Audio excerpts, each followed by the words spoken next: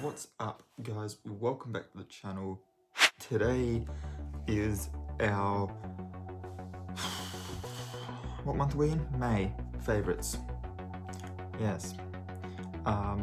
So let's get stuck right in. Music first, as always. If we're being completely honest, pretty much my main form of entertainment. So it's always going to be first. So we had new albums and or singles from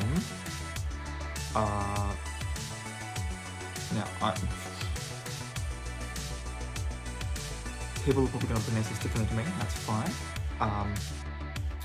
But Baby Rexha had a new album out. It is in mint. We love it. Rag and Bone Man has a new one out. There's a really cool song in there that he has with Pink. Sumo Psycho had a new album out, which is phenomenal. Weezer. We got a new single from Bowling for Soup. Which, if you don't recognise the name of that band, you do recognise their song in 1984.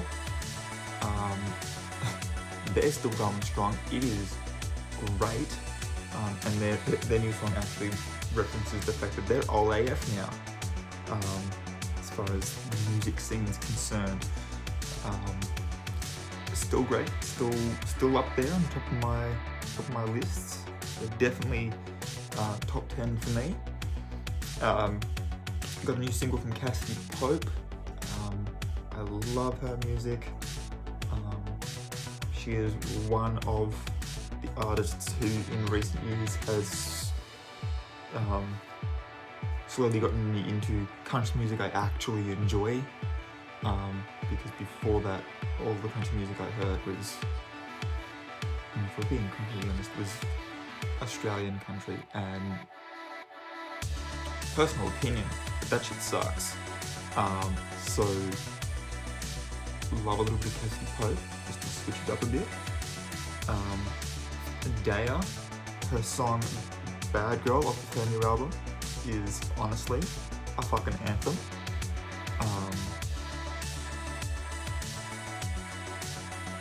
Because it doesn't matter what gender you are when you sing it, it is a bi pride song, so it is amazing.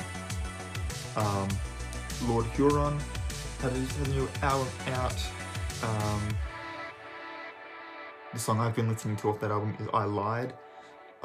Lord Huron is the artist that sang the song The Night We Met, which was off the first season of 13 Reasons Why.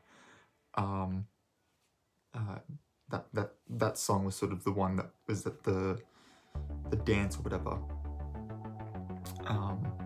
when Clay and Hannah had their little dancey dance together. That was that song. Sour by Olivia Rodrigo. Can we really not address this absolute banger of an album? Debut album, she's come out and swinging, and I can't wait to see what she's got next. I'm gonna pretty much be exclusively following her music career, because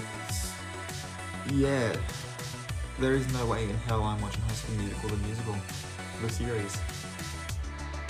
For one thing, the name is stupid, and for another thing, what school puts on a musical about the events surrounding their own school's musical from a year previous?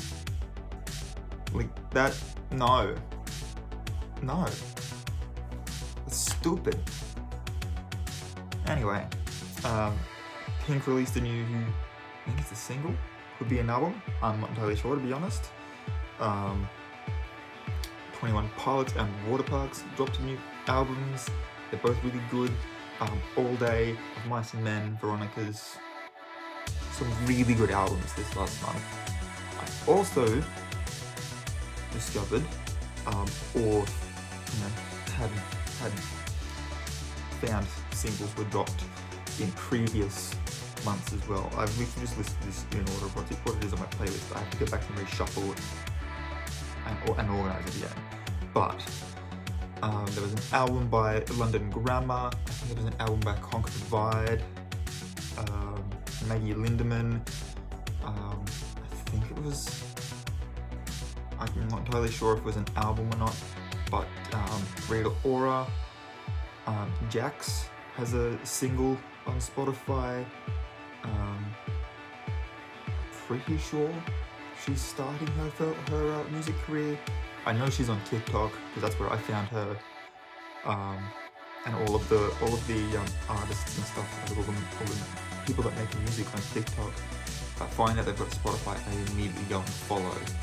And there's one in particular that I'm waiting for them to start up their Spotify account, because so far every demo I've heard from this particular person has been amazing. And as soon as they start their Spotify thing, one of their songs will be what I do as my song cover for that month, because they are amazing. The Main dropped a new single. Their album is coming out soon. I love The Main. I love The Main. So I'm looking forward to that. Seven Fly, Don Broco had a new single out. It's been a hot minute since I heard some fresh Don Broco, so keen for that. They are definitely top tier. We'll just shortlist the rest of them. They're mainly singles from here on out. Julia Michaels, Lost the Nights, who's an Australian band. They opened for Against the Current in, I want to say 2017. I believe it was 2017. When they did the In Our Bones tour. Saw them in Brisbane. It was their first concert in Brisbane. It was the opening concert for their Australian leg of their world tour, and it was my first concert the day after my birthday. So Lost Nights and Stateside for the openers, and since then I've been following both of them almost religiously because they're phenomenal, and they opened for one of my favourite bands of all time. So Lost Nights released a new song and it's amazing.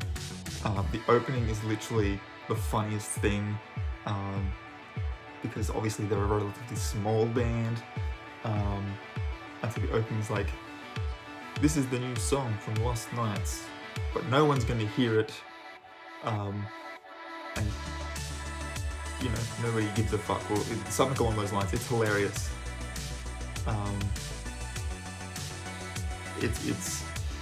It's really good. So if you have a chance, look up Lost Nights on Spotify, give their new song a listen. It's amazing. They've also got like a punk alternative cover of Let It Go from Frozen, which is amazing. So definitely go check them out. They need more. They need more. They need more of everything. They deserve it. Anne-Marie has a new single out. Muse, Seth Century dropped at least 2 in the last month, potentially 3, on his sort of lead up to dropping his new album, Super Cool Treehouse, which I honestly cannot wait for. It's going to be amazing. I'm looking forward to getting a physical copy, because if you have his EP and then all of his albums laid out together, like you open them up so you can see the full artwork, and you lay them out together in release order, the picture continues the entire way along, which is fucking cool, especially when you consider that like the main colour used on his debut EP was like yellow, and then the next one was predominantly blue, and then the next one was predominantly red. They've still managed to make it fit and flow, and like the colors don't just suddenly change. They like, the whole thing just flows. It's beautiful. And Super Cool Treehouse returns to using blues and greens again. So it's sort of come a little bit full circle, and it's amazing. I can't wait for it to come out to see how it flows on from Strength and Past. 0936 dropped a new song. Pop Evil, the Wombats dropped a new song, as well as I realised that their song from 2015, Greek Tragedy, has been one of those songs that just haunts me on TikTok. So we've been giving that a bit of a listen as well. Been revisiting some Wombats. I love a bit of Wombats, despite the name, not an Australian band. They're actually British. Our Last Night, to no one's surprise, when aren't Our Last Night dropping new songs? Like, honestly. Sum 41, Half-Lives released their latest song, Victim, as well as announced their next album, which is just going to be titled V, because literally all of the songs on it start with the letter V. The Vibe's going to be on there, Villain's going to be on there, Victim now. Yeah, so I'm looking forward to that. That's pretty cool. When they announced that they've got that new EP coming out, they also announced that there's new bundles and new merch and stuff on their store, which is great. They always have amazing designs, and I now am tempted to go and see if they've got, you know, new pins and new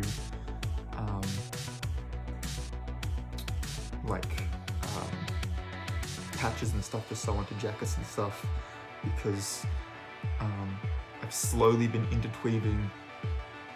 That's not a word. Interweaving? Entwining? Whatever. I've been slowly working it into my cosplays, some of their merch. So, for instance, some of their pins are on my denim jacket from Dalston Road. One of their shirts is the shirt that I use for my Fetch Walker cosplay. I have a patch that I'm trying to work onto either my hooded parka, which I have been wearing that bitch a hell of a lot. It's getting cold and that thing is warm as fuck. Like, there have been times where I've had to take it off because I'm too hot. Even without like the heater and stuff on inside. It's just like, yep, insulation's doing its job. This jacket's just making me hot. So it's a really good jumper. So yeah. Against the Current had a collaboration with Lil Lotus, which came out. That's a pretty good song as well. And then Bad/Love had another one. Moving on to gaming. Obviously, as I mentioned in the video that I made about it, I fully completed Star Wars Fallen Order this last month. It is an amazing game. I love it. Probably going to be sort of just mindlessly working my way through the New Game Plus, trying to find all of the secrets and stuff. Now that I've finished the story mode, I'm just going to spend more time actually like exploring and stuff. Because that's what New Game Plus is for. It's for finding all the secrets you didn't find the first time, because now you know that, you know, or like you can refresh in your mind that, oh yeah, that's right, on the very first planet you go to, that you literally only return to one other time in the story mode, before you have the ability to open it, there's a locked chest over there that you need to like, as well as I'm pretty sure there's like a dragon on Bogano that you can fight. I'm pretty sure, because there's a trophy for like killing legendary creatures, and there's like 4 of them spread throughout the game, and I'm there like Regano, Zepho, Dathomir, Sheik. Unless there's one hiding on Ilum somewhere, that's the 4 of them. And if it's that dragon, it means you need the double jump to be able to get across to it. And that's real late in the game. So yeah, gonna be trying to get all my trophies now in the New Game Plus. On the Switch, pretty sure that was, no, it was last month. It was last month I did refresh here. And I think I finished playing it early this month. Most of this month has been pretty well dedicated to Fallen Order. Although that being said, I have still played Rocket League and Minecraft on the Switch. Those are games that I sort of play with my brother and my nephew. The sort of calls that are in 4 o'clock every afternoon when he gets home from school. We sort of play for an hour or 2 before, having dinner. As far as board/card games go, the closest thing I've got is my tarot cards that I showed you guys, that I unboxed. I was so happy to get those, and then at the same time I was like, I remember that these cost a lot of money, and I now don't have a job, and as much as I love the cards, would I have preferred having the money instead? Probably. But something that I know for a fact is exactly what I would have spent that money on if I had it. That thing being a person. Films, given the fact that I lost my job, movies have been pretty much exclusively Quiet Place Part 2, and that was only because I'm not sure if it was specifically just the New South Wales government or if it was like federal, and it was just distributed to people in New South Wales through like I don't know. But they had these things called Dine and Discover vouchers, which if you've still got them or still have access to them, they are valid until the end of June. I've used all of mine, both times at the cinema, because I was like, well, I can use my Discover one for the ticket, and I can use my Dine one for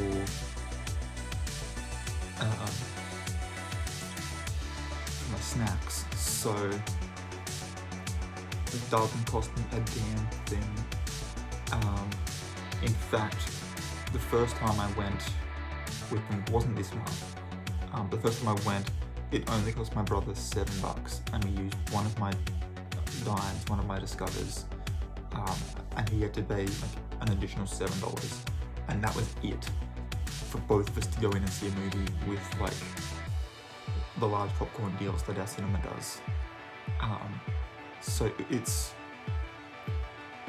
if your tickets and your popcorn are a fair price like ours are, it's actually a very, very helpful thing if you are struggling just a little bit financially.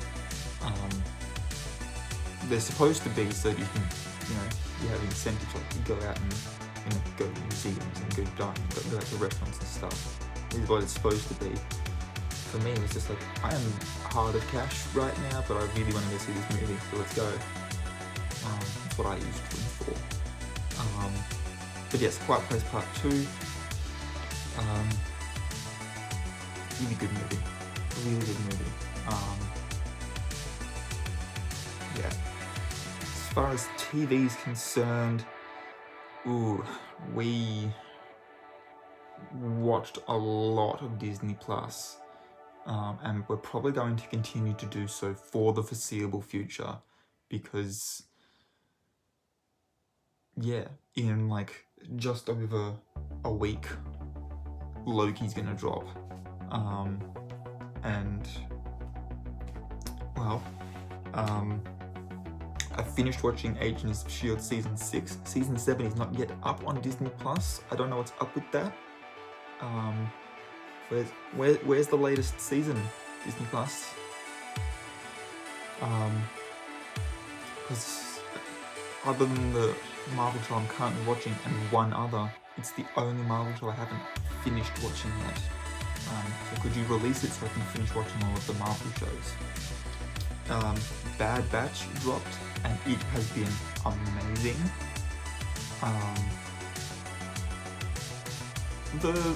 The Rancor from episode 5?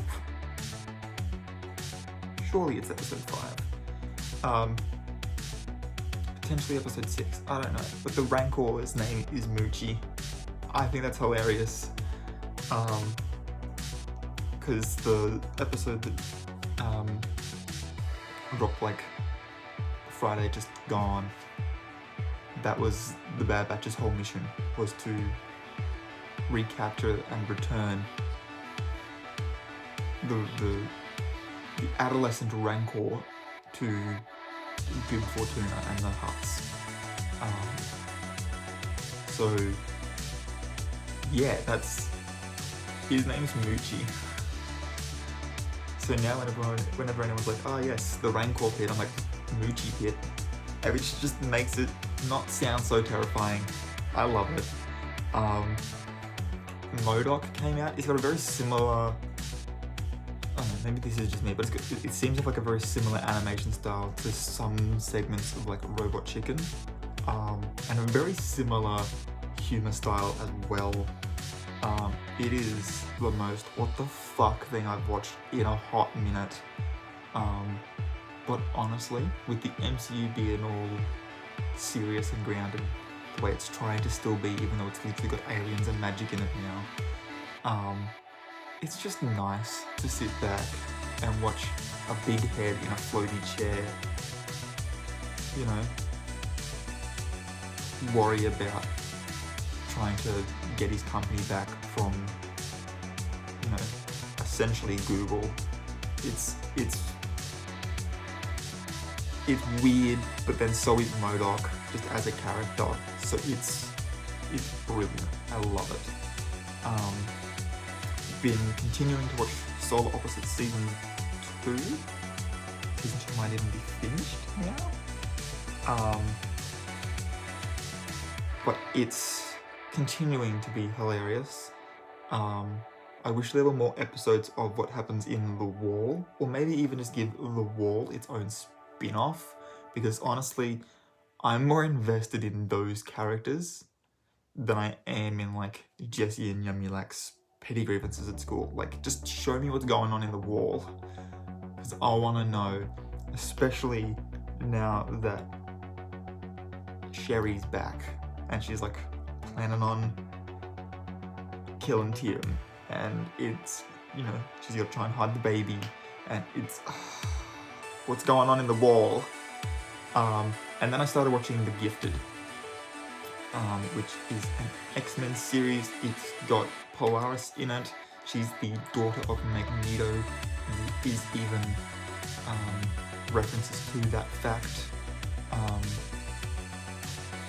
So that's pretty cool. It's got a character named Eclipse, who I'm not sure if they're actually in the comics or not. But it's got Thunderbird, it's got Blink, and honestly, in the timeline of events, it would be sort of, if you're looking at where it would fit in the X-Men timeline, which I know is confusing, it would fit after Last Stand, with like the X-Men at that point just like being like, yeah, nah, we can't keep doing this to the human population, choosing a certain amount of, you know, certain people to like live in the underground, because because it's very interesting that Thunderbird and Blink are two of those characters, because those same two characters, along with some of the students that were students in Last Stand, are the remaining members of the Mutant Underground in the future portion of Days of Future Past. Very interesting. So yeah, it's interesting. Definitely going to be keeping an eye on seeing if that's actually where the series was intending to head.